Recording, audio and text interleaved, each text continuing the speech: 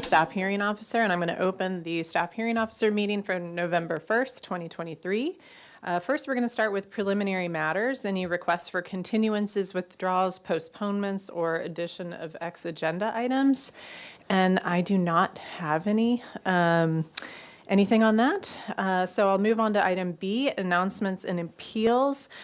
Just quickly, apologies to everyone in the room, but this screen is currently not working. It's in the process of getting replaced at the end of the week, so we'll just have this one main screen, so apologies for the inconvenience. And then secondly, I do want to announce an appeal of the staff hearing officer decision for 225 Equestrian Avenue. That will be scheduled at the Planning Commission. I think the date is December 14th of this year. So please, if you're interested in that project, I would encourage you to follow the Planning Commission meeting for that day. And no other announcements or appeals. And I will now open up public comment for items not on today's agenda. So if anybody in the audience wishes to speak on items not on today's agenda, then now is the time. I don't see anyone wishing to speak in the audience. Ms. Gu, do we have anyone attending via Zoom who wishes to speak? On checking Zoom, I do not see any raised hands. Thank you. Then I'm going to go ahead and close public comment, and we'll move on to, actually, forgive me, I skipped something. I'm moving too fast. I do have an announcement for a project at 320 Lighthouse Road. This is an announcement of the staff hearing officer decision on a coastal development permit to allow proposed development at 320 Lighthouse Road in the non-appealable jurisdiction of the city's coastal zone. The 10,344 square foot site is developed with a 1,654 square foot single unit, single story residence in the non-appealable jurisdiction of the coastal zone. Proposal to demolish a 382 square foot 2-car carport and a 97 square foot shed to construct a new 651 square foot accessory dwelling unit. Construction of a 66 square foot first floor addition and a new 411 square foot second story for the primary dwelling unit is also proposed. The additions to the existing single unit residence qualify for a coastal exemption and are not subject to discretionary review. And so just to be clear for audience members, anytime there is an accessory dwelling unit proposed in the coastal zone in the non-appealable jurisdiction, there is no public hearing. I can accept written correspondence, but I did not receive any written correspondence for this project. This is simply an announcement of my decision. I read through the staff report, visited the site, and agree with staff's assessment. So the coastal development permit for the ADU is approved, and I can make all the findings as listed in the staff report, as well as with the conditions on file with that staff report. And just to let everyone know that my decision is a final action of the city. Okay. Now that we've moved on to that announcement, thanks everyone, we will move on to the first matter, the first item, formal item, which is 1932 Cleveland Avenue.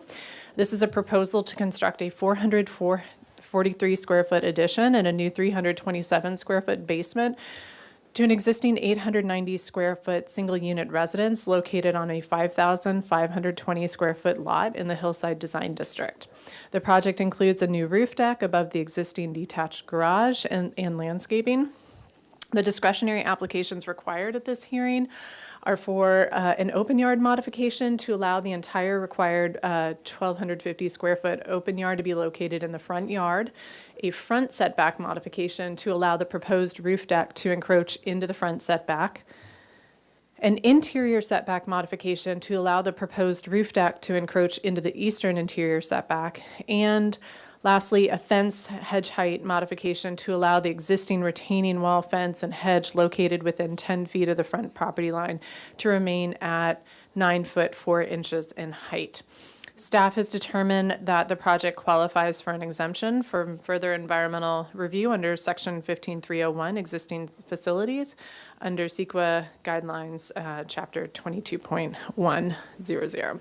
Okay, and we have Ms. Burkhardt here to take us through the project, and if I could ask Ms. Gu to switch over screens.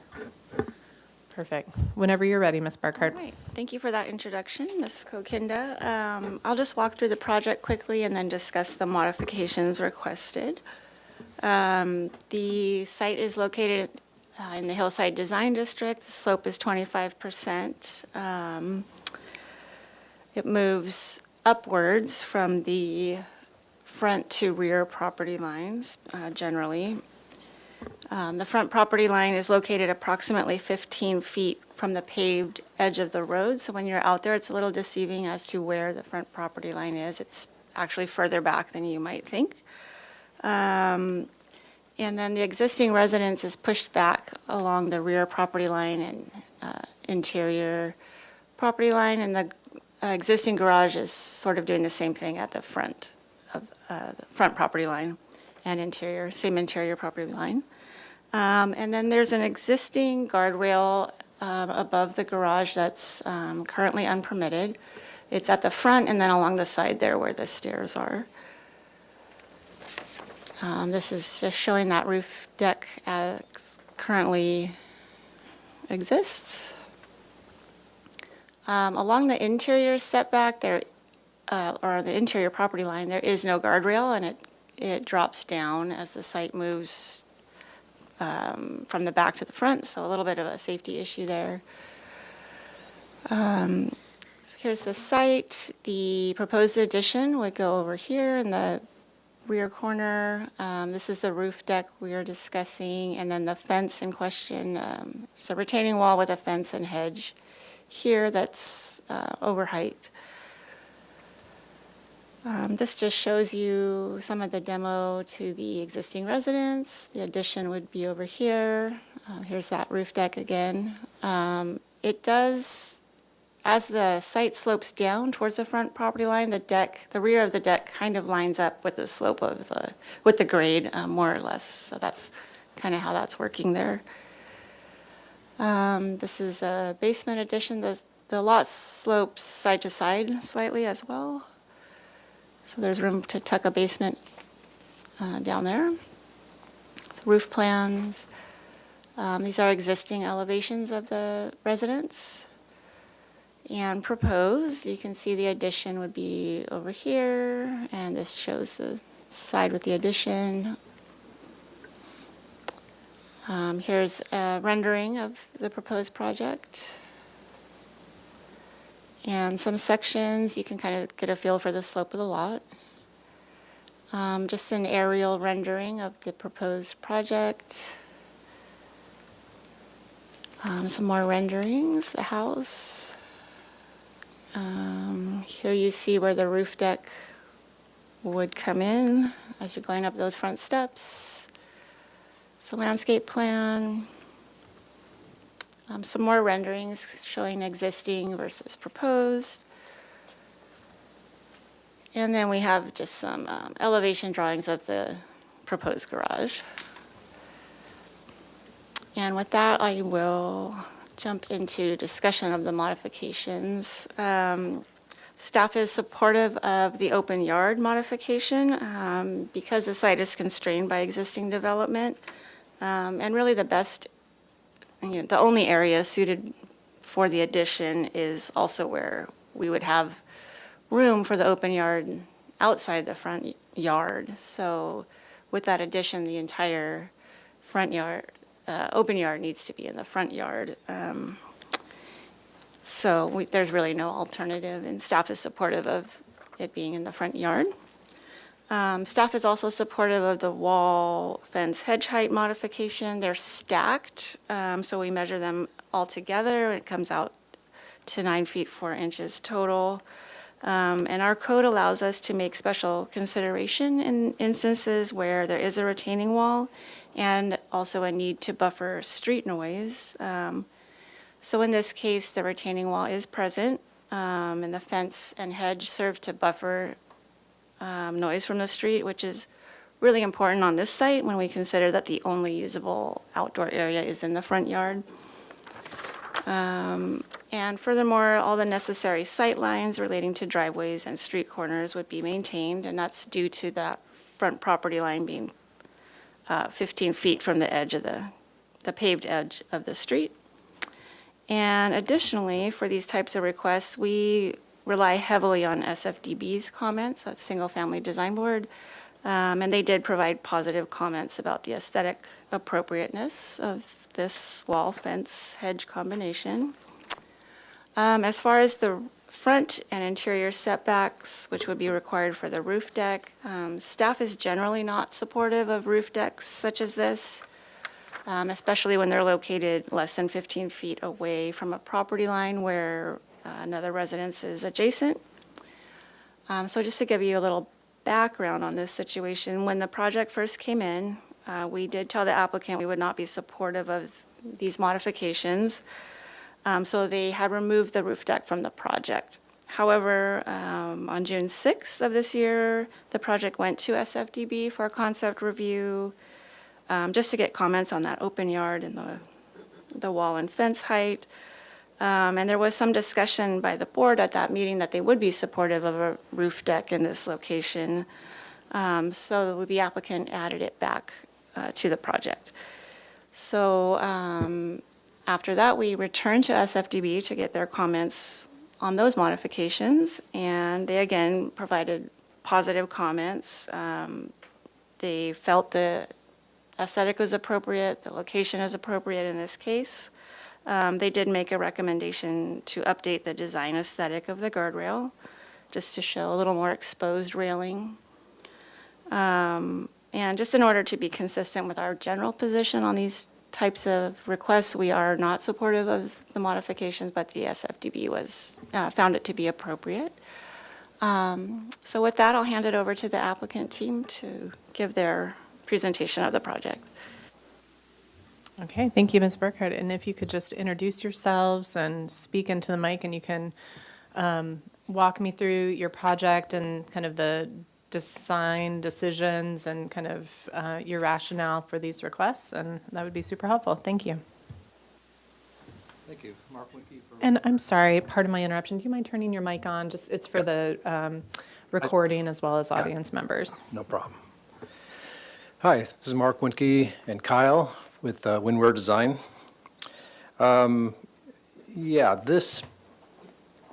this project has a few things that the code allows for these uphill sites where the existing condition is the house is placed above and the street is down below. So, but it still requires to have these modifications, so that's what we're here for. The front yard area is fine. I think the only area to really speak about potentially is the garage. It's also existing. So we wanted to do two things. We wanted to make it more beautiful, more exciting looking than it is currently. And I'll show you this one. That's what it looks like currently. And also to create a safer condition for the property.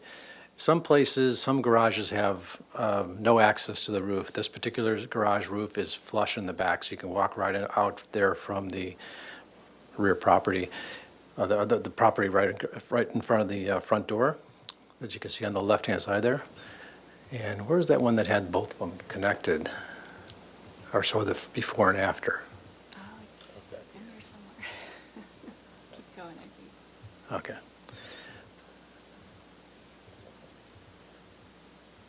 Oh, there you go. So that's basically what we're hoping to do. What the board had a comment, which was good, is you see in the deck on the right, back at the house, we have a 2-foot-high railing in solid form with a 1.5-foot-high extension of railing. They thought that was an appropriate design clue that we could use at the front instead of just having the wall come up that high. Their approach was, their comments are well-founded, and I think it's going to be a better improvement. We left it this way for now since this is where we were at when we last saw the board. And I don't think there's any real comments that we need to make about the retaining wall and the hedge in the front. common to most areas on this site and across the city. There is always, when there's front yard areas being used, there is some form of hedge to get privacy and to get screening from the street in both conditions. This particular one is high because the left-hand side is a higher part of the site, and the right-hand side, the very bottom right corner of the site, is only 2 foot high of a retaining wall in stone. On the left-hand side, it creeps up to almost 4 feet. I think it's 44 inches. So with the hedge on top, it actually is a little bit higher than normal. That's pretty much it. It's all existing. We think this is a much better improvement for the front of the street, both from a public standpoint and from a private standpoint. And we do, as you can kind of see there, we have some plants at the front, backside of the railing in the front. That was sort of something we've done in the past, where it kind of gives us a softening of the edge, and then people don't have to, quote unquote, walk to the front railing and loom down on the sidewalk or street. So that's what we did, and that's what we showed there. Anything else to add? As you can tell from the landscape plan, all of the area in the front, including the new deck, faces the south and steps down the hill, as you can tell from those kind of squiggly lines, which represents stacked stone walls. That's basically it. Any questions? Okay, thank you. That concludes your presentation. I'm going to first open it up to public comment. So if there's anyone in the audience wishing to speak on this particular item, 1932 Cleveland Avenue, now is the time to do so. I did not receive any written correspondence about this project. Ms. Good, do we have anyone attending via Zoom who wishes to speak? On checking Zoom, I do not see any attendees for this particular item. Okay, I'll go ahead and close public comment and turn it over for some questions. I do have some questions. I'm curious, what is the size of the garage? I know I'm trying to looking at it on the plans, is it the standard 20 by 20 or what is, I'm just wondering, did you build in any additional storage within the parking, beyond the parking capacity? What is your, or is it just a standard garage size? We didn't add anything. This is all aesthetic retrofit.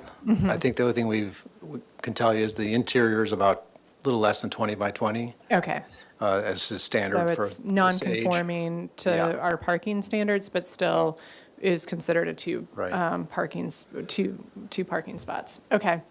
And then I wanted just some clarification because on this plan or this drawing, you can see that the recycling and trash is kind of set back. But on the preliminary landscape plan, you show the trash and recycling within the roof area. So kind of Correct, and I just wanted to understand, what are you proposing for? Correct. This was the original idea when there was no roof deck. And then after the roof deck was added, we shifted the trash and recycling facility there to the top. Right when you come up the stairs, there's a little gate. You walk in the gate and it'll be right on the left-hand side. Previously, we had to walk all the way up the stairs and back around that current condition and back on the roof deck. But since we were going to use the roof deck now, we didn't want to put it there. Okay.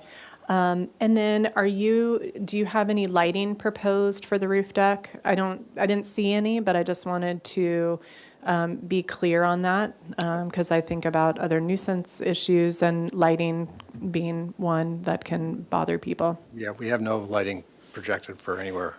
And I would love to hear, so with the creation of with the new addition and kind of repurposing this open yard and requesting an open yard modification and into the setback modifications, I'm just kind of curious, like how you imagine the space to be used, because you already have a really nice, beautiful deck proposed as part of the addition. So I'm just kind of curious, what you imagine for this space and kind of how it might be used and kind of what the owner's intention is. Okay, the owner's intention is to have a kind of a combination of deck right off the kitchen area, which is just big enough to have a table and maybe a couple chairs, and then cascade down the site, down the hill, so to speak, to the next yard.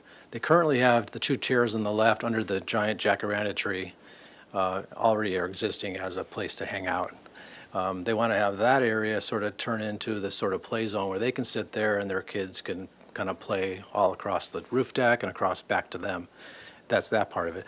The right-hand side, they hope to have a cascading number of kind of gardenscapes where they can grow things and continue to grow vegetables, herbs, and fruit. This does not give it justice, but the landscape plan there, if you look closely, does. And the white area with the table, that's kind of an umbrella. That was an idea that they could sit out there at that level, which is a few steps lower than the previous area above it, and then down a few more steps. So it's kind of a wandering garden, which they hope to have more and more use of is with planting. Currently, they have a fig tree and an olive tree in the front yard, so. Okay, great.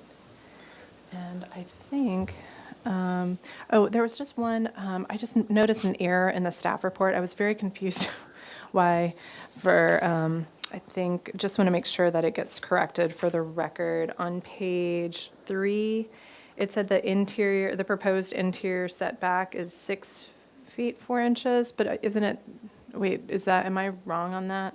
Did I misread that? That is the side where the addition would go. On the addition, okay, never mind. Yeah. It had modification requested, so I was Oh, confused. yeah, that is an error. Okay, that's what I was confused Asterisk, by. yeah. All right, so we can correct that for the record.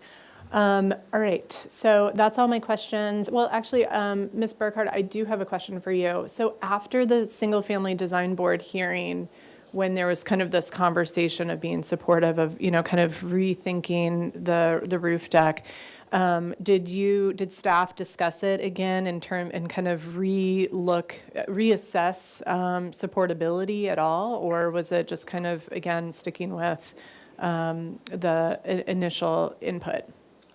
I have to confess, I took this project over from Ms. Swanson, who was Okay, at that of course, first meeting. who's no so longer I'm- working, who moved Right. out of state. Okay, Yes. So so, I'm not 100% sure Okay. Mm-hmm. about conversations. I do know staff, just to remain consistent with our general position that we usually take on garage roof decks that are this close to the property line, we are staying consistent with not being in support of it.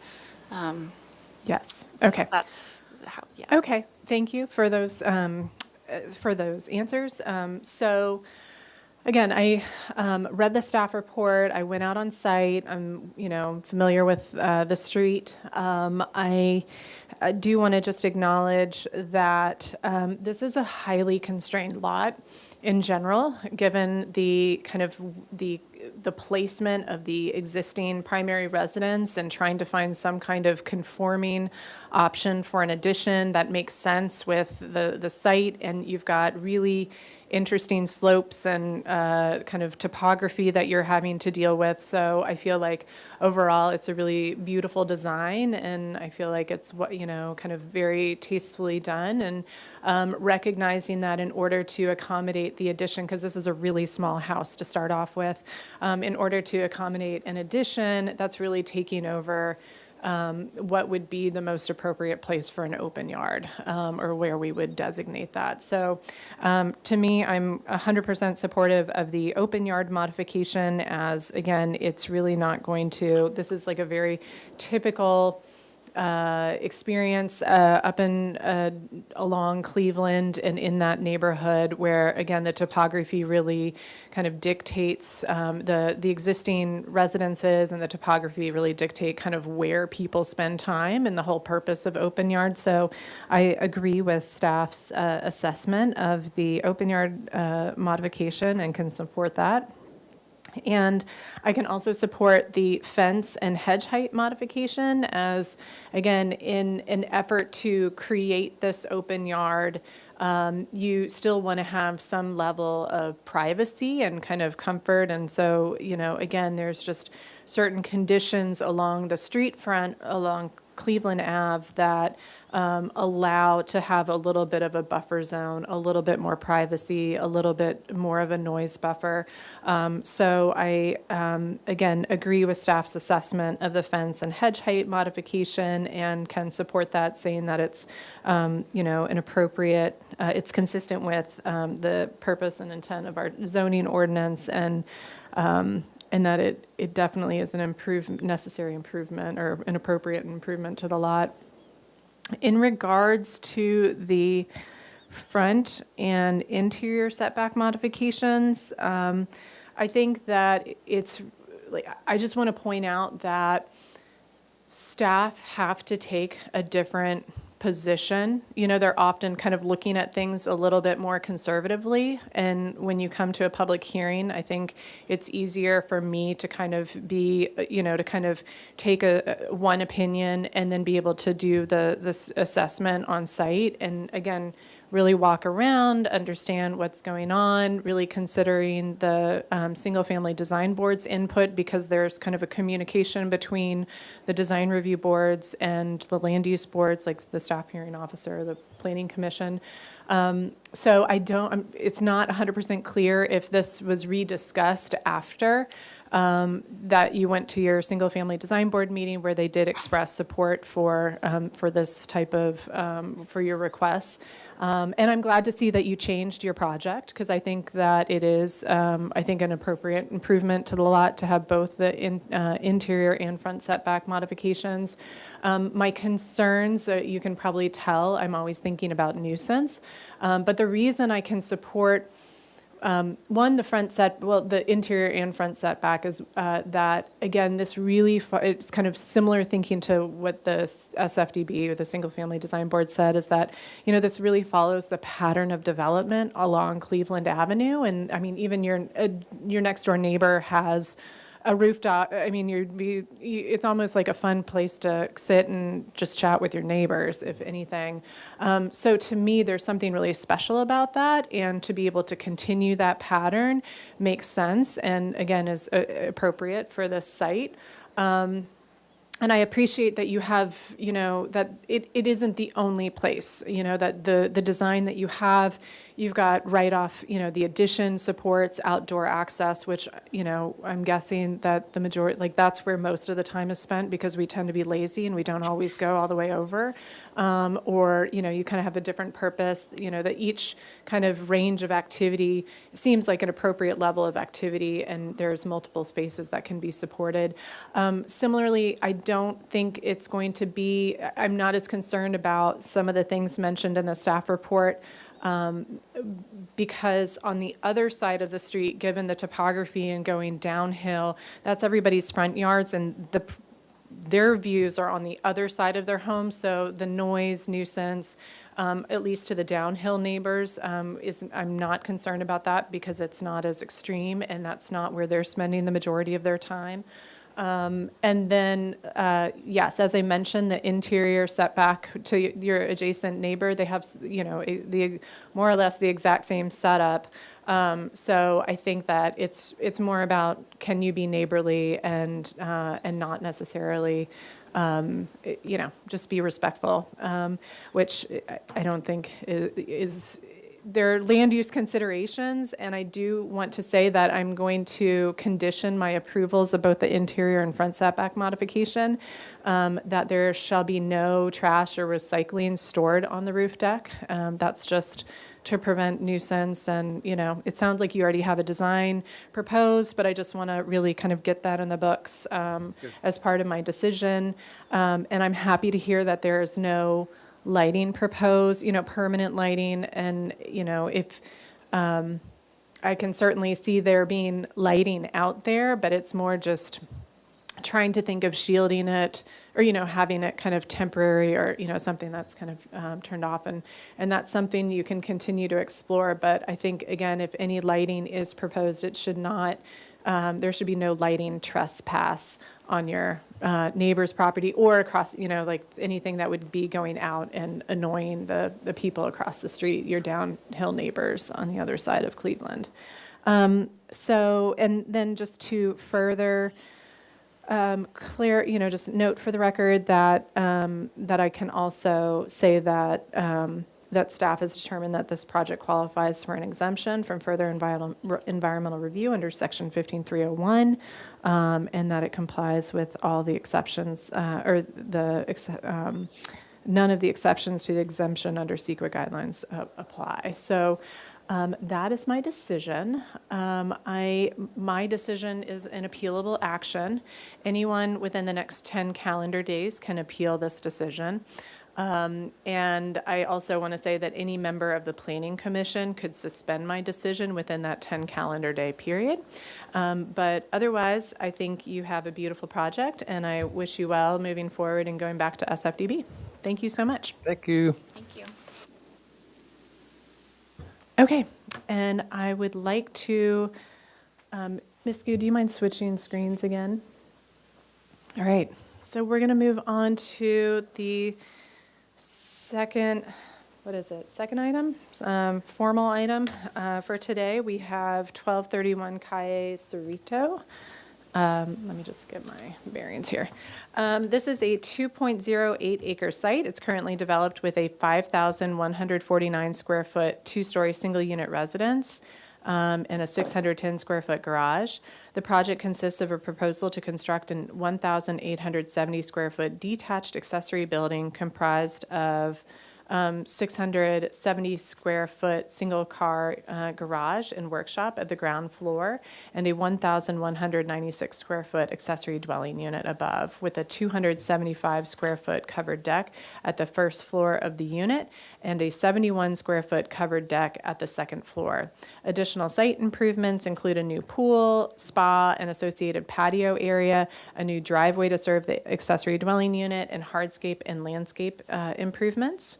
The discretionary applications required at this hearing under the purview of the staff hearing officer are an accessory building modification to allow the cumulative maximum floor area for accessory buildings on the lot to exceed 1,950 square feet, and an accessory building modification to allow the proposed accessory building to be in the front yard.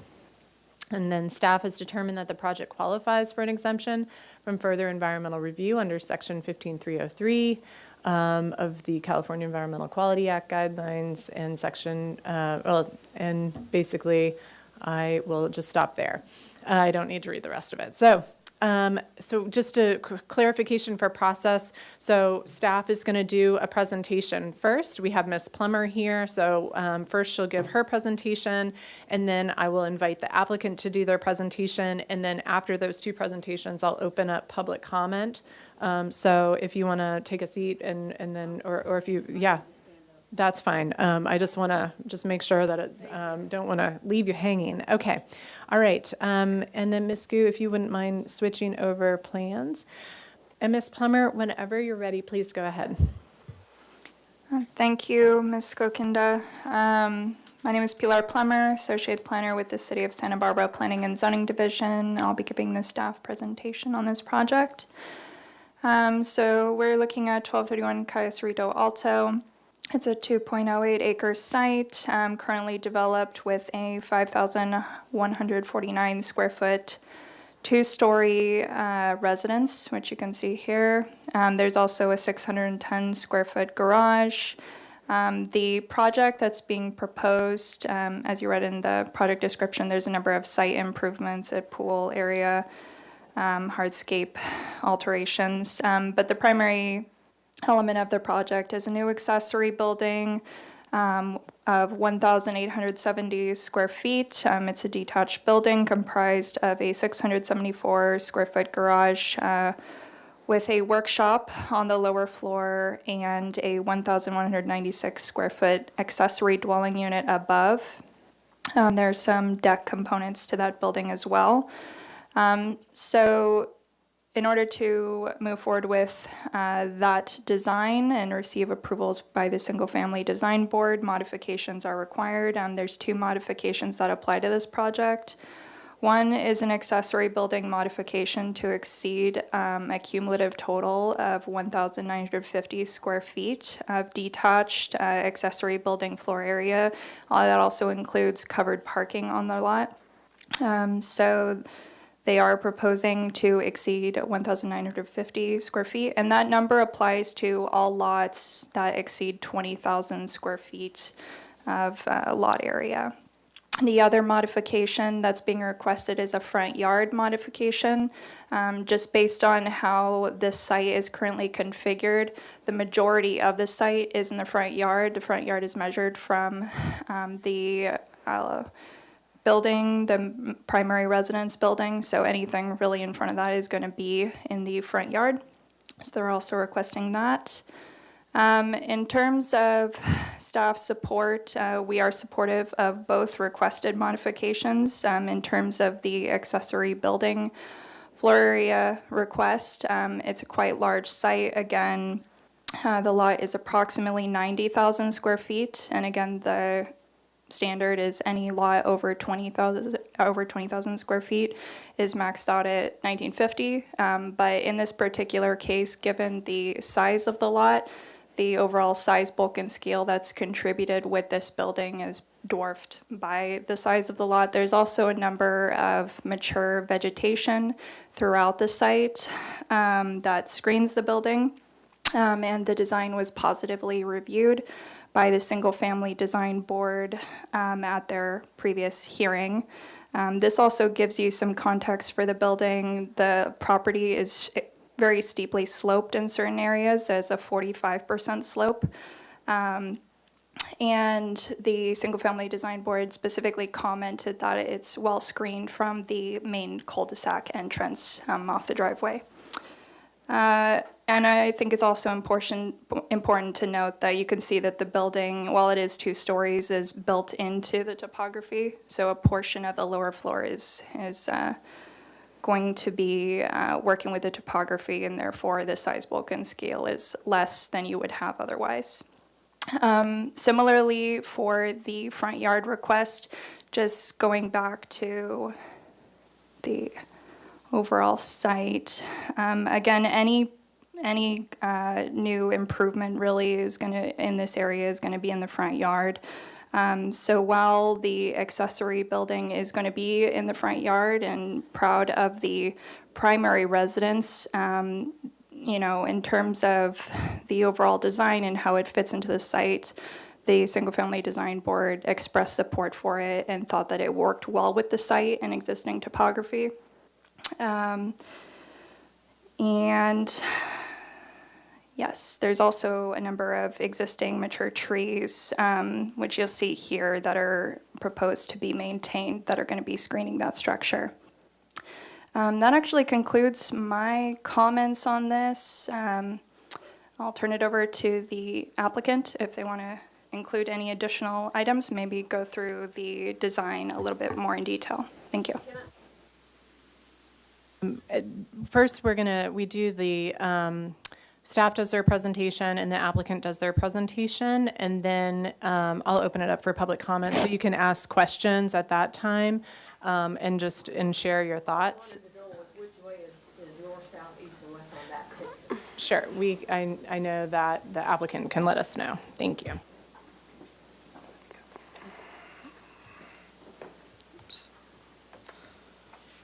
Okay, so north is actually pointing to the right.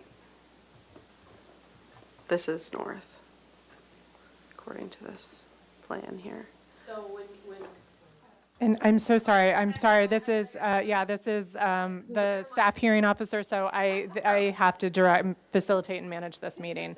So if you could please just say your Yes. name, This share your is- name, and then walk us through your presentation. Thank you so much.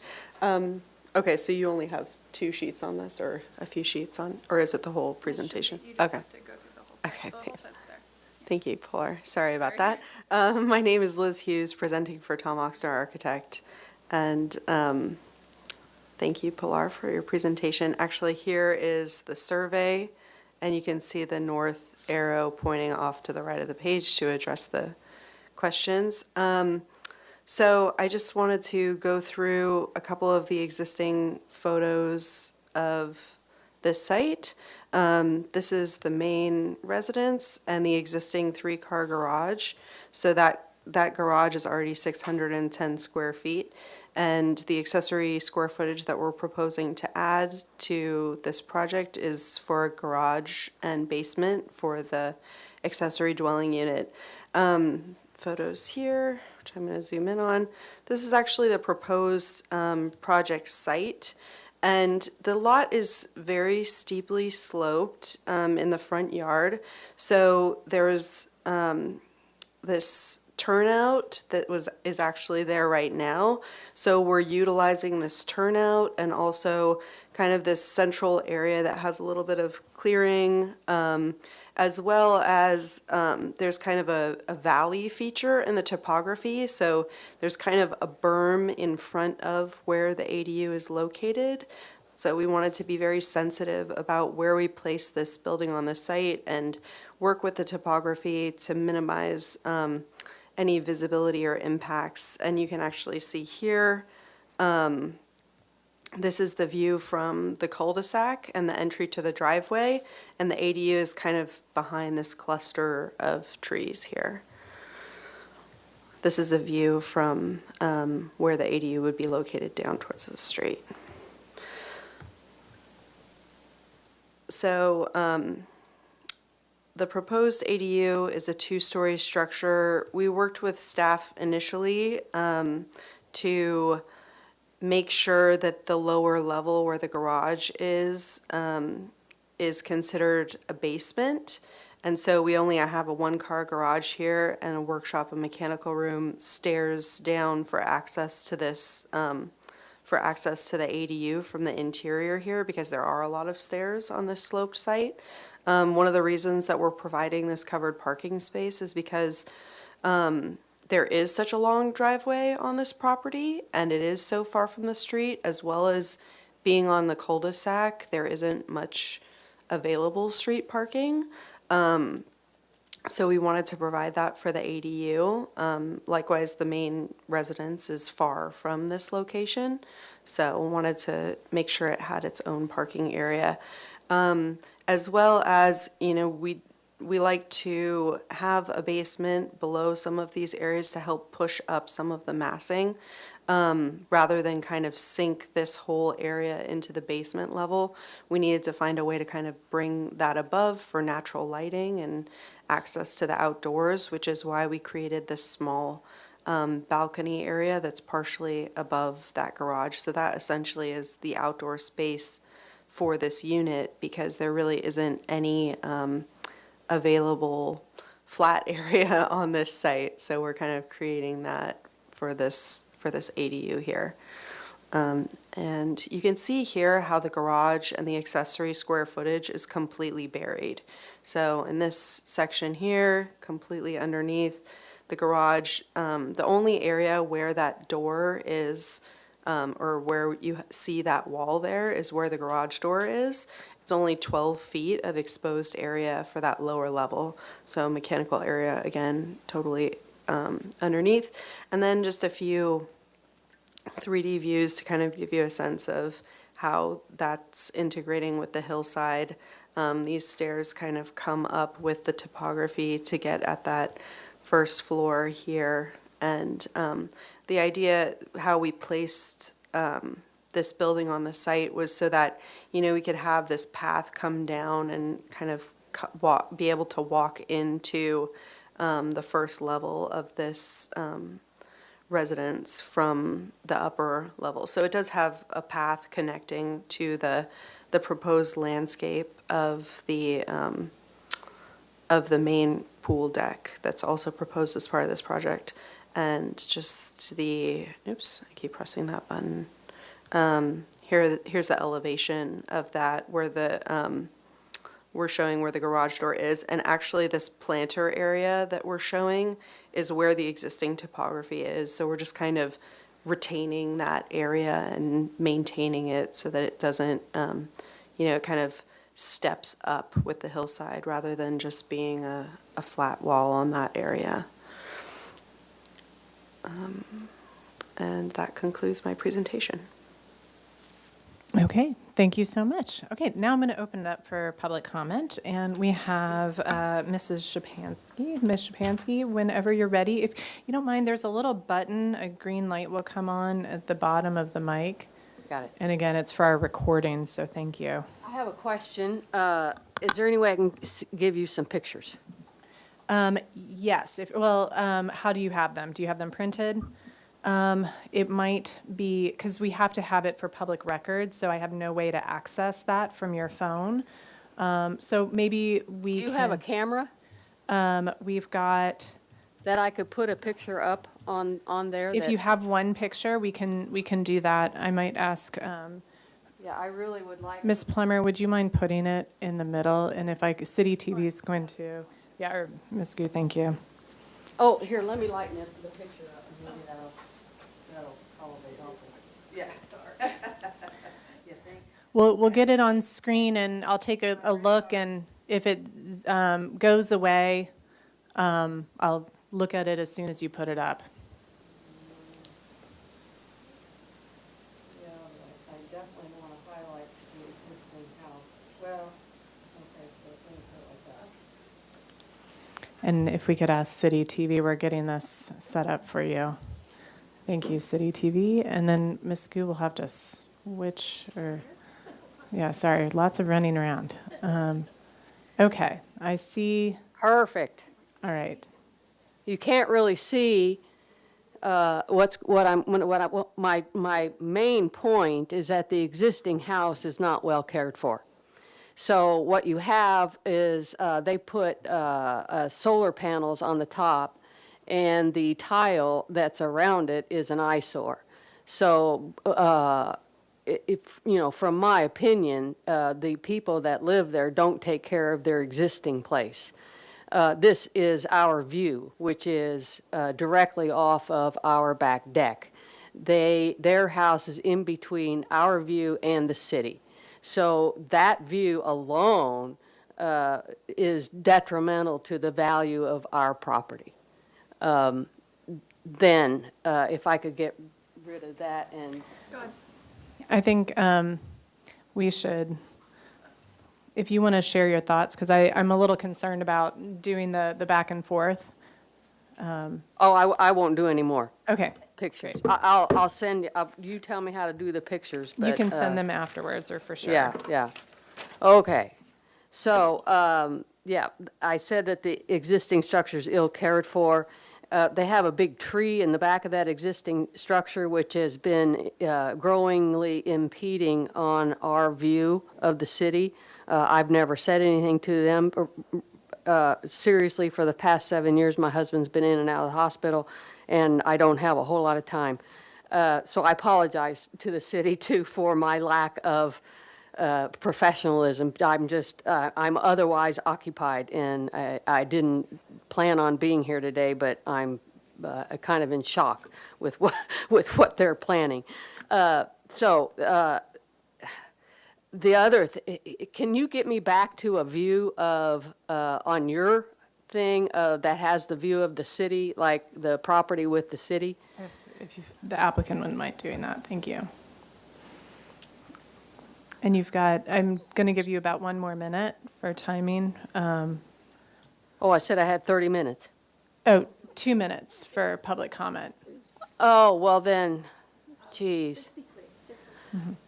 Well, I hope this isn't taking up my time. Well, that's, I'm trying to accommodate, so that's why. Yeah, I'm- I'm not getting the, I think what I'd prefer if you do, Okay. that just. so why don't you just anyway, tell me if your you look, concerns? if you look at our property overlooks, I don't know if you can back up, but our property overlooks exactly what they're doing. So exactly what they're doing is they're going to take down that whole set of trees that's right there in that middle picture, basically. You know, so that whole set of trees blocks us from the noise from the bars and whatever from Mitchell Terrena and what's the other street downtown, the one that goes across on the west side.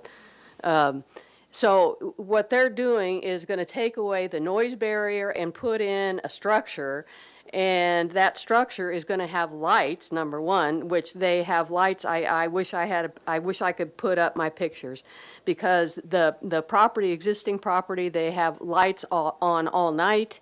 it's just, to me, it takes it completely away from, our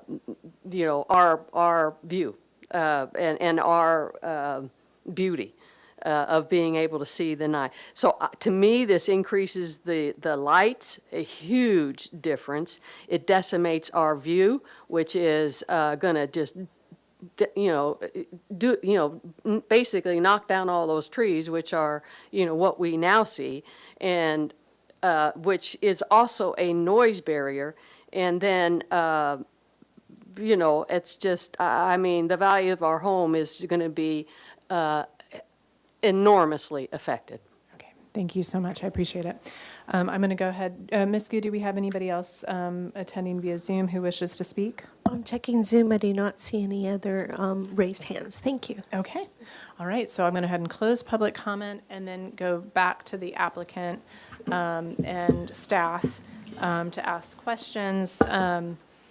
So I do want to ask staff, can you tell me, I assume that this is high fire, and just curious if, and maybe I'm wrong, but did the fire department have any concerns, or are there additional items required for this accessory dwelling unit in the request that the amount of accessory space be, there's a request to add more floor area? Thank you for the question. Yes, it is, but no, there was no specific conditions from fire. And because it's parked, that's Yes. also one of the reasons why there's no issue, I would That's also correct. assume. Okay. And then I'm curious if staff discussed with the applicant kind of these particular modifications versus pursuing an additional residential unit, which is another section of the code. I don't know if that ever came up. I've seen it used in another instance on a really large lot where they wanted to exceed the accessory floor area for what an allowed 80, the maximum floor area for an accessory dwelling unit would be. But I also understand that they're requesting additional workshop space, so it may not have even been a path. And just curious if that was ever a discussion.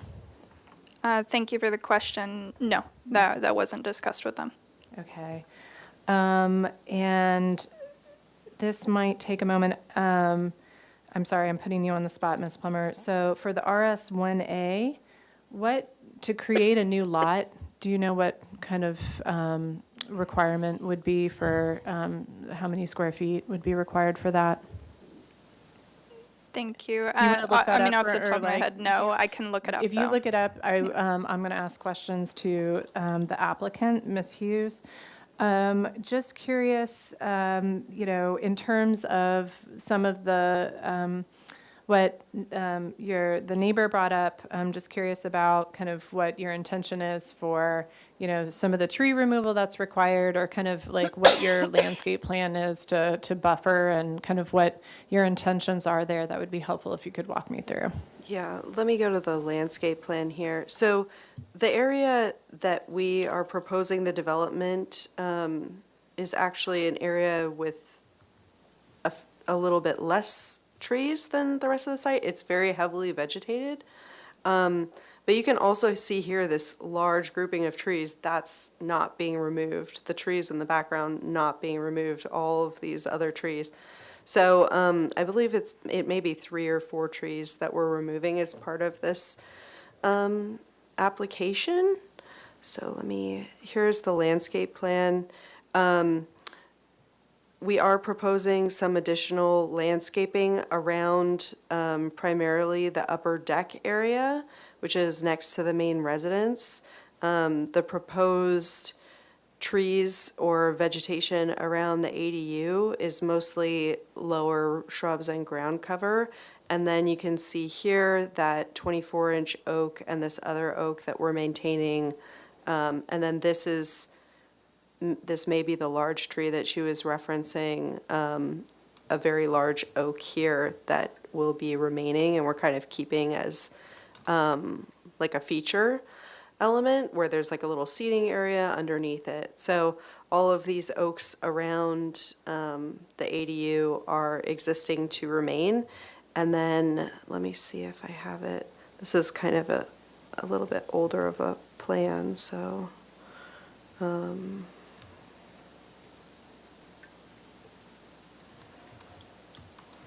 go back to the survey. Oh. So, okay. This is the existing survey here, and that's the 24-inch oak, 18-inch oak, the 12-inch oak. All of these are in front of that ADU, and then the parking area is essentially in this area, so we will need to remove this 12-inch oak, and then there are a few smaller 12-inch, also 12-inch oaks in this area that will be impacted by the development. So 4 in this range, and then most of this area is just shrubbery, kind of untamed shrubs. So that area is going to be cleaned up. And then I believe we're working with an arborist right now to talk about mitigation for these 4 oaks. And we were thinking, since there is kind of a clearing in this area between the street, that we may put some of the oaks in that area. But we can also look at other areas of the site with the arborist. We'll go with their recommendation of where they'd like to place the trees.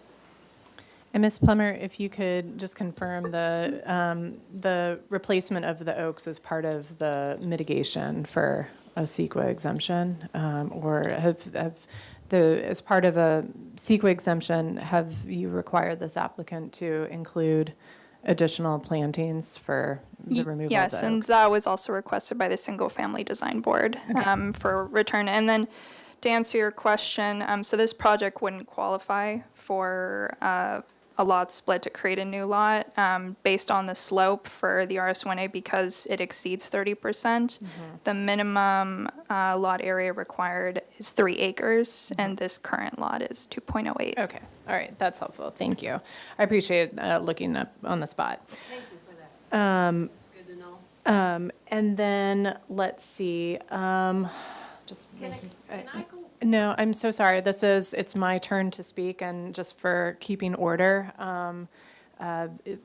just for clarity, it's, the time that you have to speak is during public comment, and then, of course, writing in letters or in advance. So I'm sorry, that public comment's closed. But let's see, accessory space. So, I think I would appreciate understanding if you could, Ms. I'm sorry, Ms. Shapansky. Am I saying that correctly? Could you just orient me to tell me where your residence is if we go to the landscape plan? Get back to that, that one right there. That one right there, yes. And just highlight that big picture. Perfect.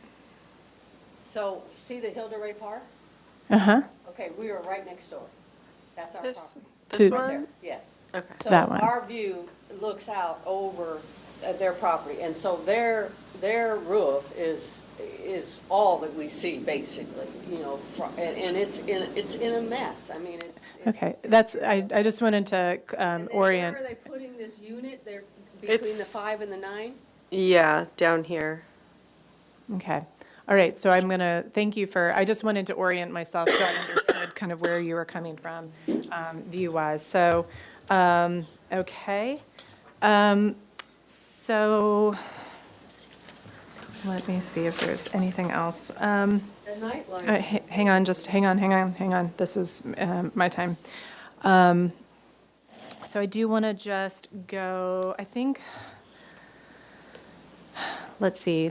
I will ask a lighting question. So for the accessory dwelling unit, can you show me, do you have a lighting plan yet, or has that not yet been developed? Because oftentimes those are kind of fleshed out between like project design approval and final approval at the single-family design board. So that often happens after the land use approval, but I'm just curious.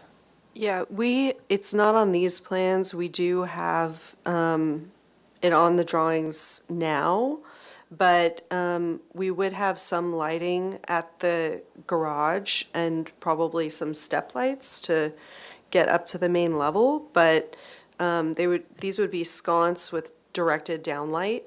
The other exterior lighting, which is required for the building department, would be at exterior doors, which would be also along this face, which is the north. I just want to point out the north elevation, which is pointed, I mean, presumably away from this, the neighbor's view.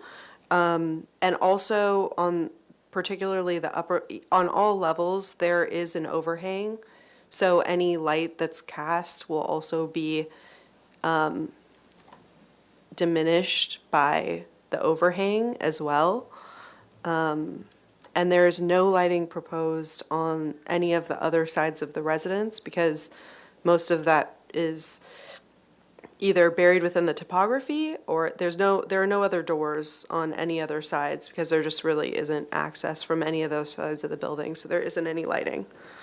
Thank you for that clarification.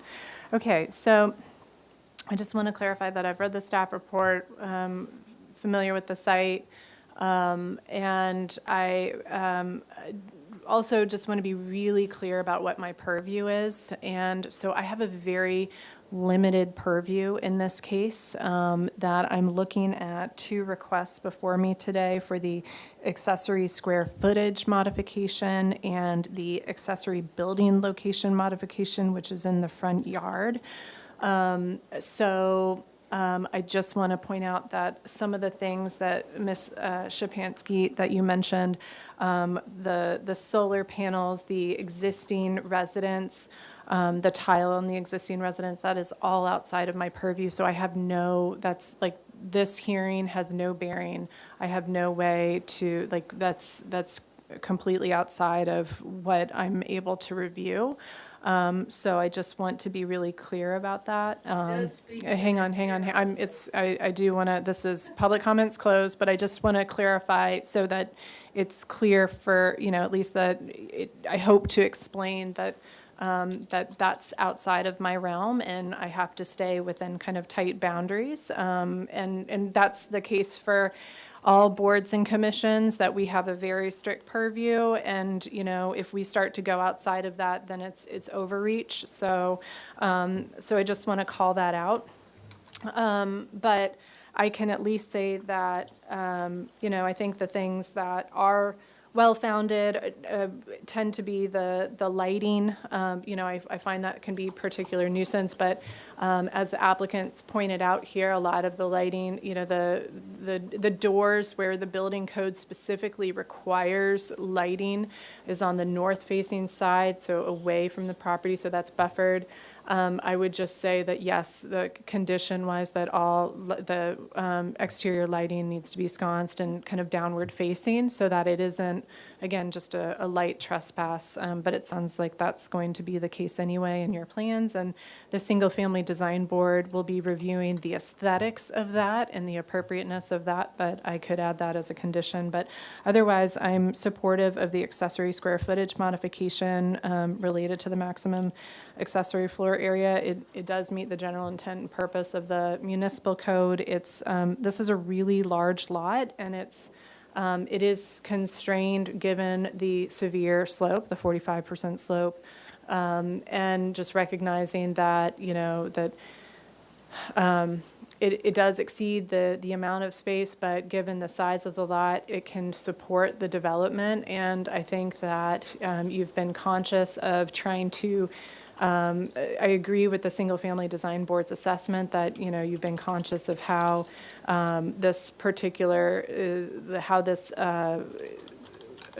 how it relates to the site, the location of it, the use of the existing kind of driveway to kind of get you there, and like kind of placing the development between the 2 berms and kind of layering it so that, again, it's just not as, the mass, bulk, and scale is not as prominent if it were to be, under a different design.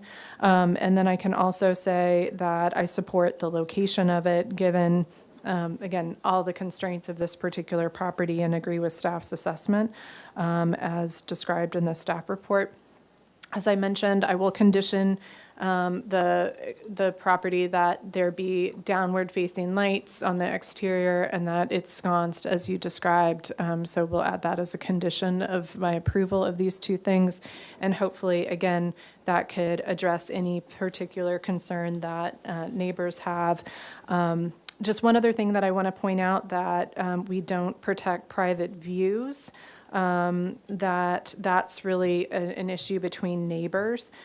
But it does sound like there's still substantive trees that are remaining that are, again, kind of like there's kind of minimal impact to the number of trees that are being removed in order to accommodate this development, which I appreciate.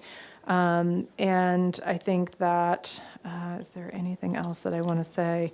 Again, as you move forward, if there are other considerations that the Single Family Design Board can, that you can think of as part of your landscape plan to address any noise or additional thing, I don't necessarily see anything blatant, but if there's something that comes up throughout that process, that would be the necessary board to kind of discuss that. But otherwise, no, I'm sorry, this is my time. So I think that those are my decisions, and I can also just confirm that this project qualifies for an exemption from further environmental review under section 15303. And I will say that my actions today are appealable. So if you wish, you can appeal them to the Planning Commission. Within 10 calendar days, you would need to submit an application and pay a fee.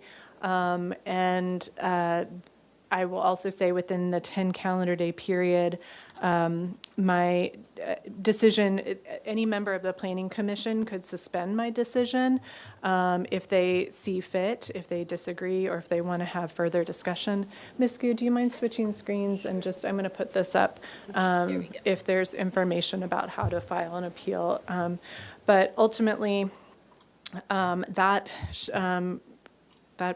reflects my comments and my decisions, and I think this is the last item under today's meeting, so I'm going to go ahead and adjourn the meeting for November 1st. But thank you so much. I appreciate it.